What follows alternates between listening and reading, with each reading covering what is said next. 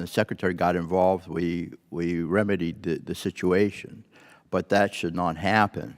And I know everybody agrees with that. And then the media got involved, and the whole community was really outraged. So my question is for Dr. Gamble. What types of barriers currently exist that prevent the VISNs from taking a more active role? And what do you think VISN directors need to quicker solve these issues when they arise at local medical centers? Is it better monitoring? Is it more authority? Is that what they need? What do we need to do to help you in this process? Again, I went directly to the Secretary, and we resolved the situation once I was notified. Again, I was contacted by the media, you know, I mean, it's inexcusable for our veterans not to have hot water. They would have to go to another building, outside to another building, to take a shower, which is ridiculous.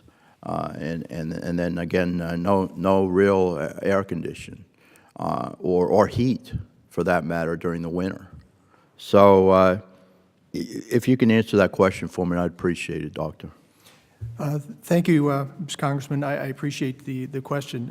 I think it's incredibly important, regardless of where you are in an organization, and again, coming from my time in the military, that it's about leadership. It's about boots on the ground, walking the terrain, listening to the staff and teams around you, to early identify and realize that, you know, problems as they affect our veterans are critical to deal with in an expedient and timely manner. You know, and I don't know why it had to come up through you all the way to the Secretary for action. But again, I think that also states that whoever brought that forward realized that it was a critical need to push that forward. You know, I think that, you know, my travels around the VISNs and to some of these institutions, it really moving ahead, it really revolves around three things.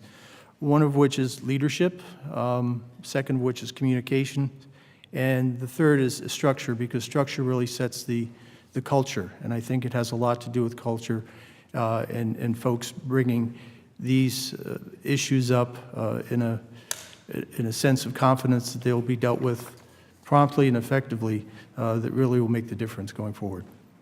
Thank you. Next question for Mr. Massal. Does your office have the authority to stop the admission of patients to a medical center when you identify serious health and safety concerns? No, we would not have that authority, but we obviously would immediately contact VHA to take whatever action they thought was appropriate. Okay. If I could just note, yes, Congressman, that we did actually send patient safety people in a number of times to give us a read. Were they worried? Was the risk of harm sufficiently high that we should actually close down some units or just keep going and until we rebuilt the supply chain? Okay, so again, how serious do these conditions have to be for you to close down the facility and make that decision? Maybe give me an example. I don't have an example right at hand where we have done that, but for example, in one of our facilities several years ago, they closed down an ICU for a few weeks. The issue at hand was that an acting director came in and inherited a situation where the facility was very, very short on housekeeping on weekends. So what that meant was that the nurses in the ICU were actually turning over beds and having to do the housekeeping and, you know, when a new patient came in.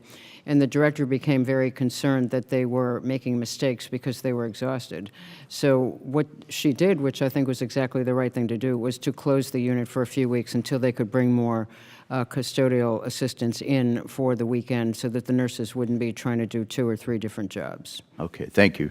Thank you very much. I yield back, Mr. Chairman. Thank the gentleman for yielding. Mr. Lamb, you recognized for 5 minutes. Thank you, Mr. Chairman. Dr. Clancy, I just want to ask you some questions about the pipeline for people that become network directors. Are they always promoted from below, essentially? Like, are they always people that were chiefs of staffs of VA facilities? They're not only one or two of our current network directors, actually one right now is a physician. Most are healthcare executives and have strong leadership in that capability. Historically, that was exactly where they came from. In recent years, we have begun to recruit as broadly and widely as we can.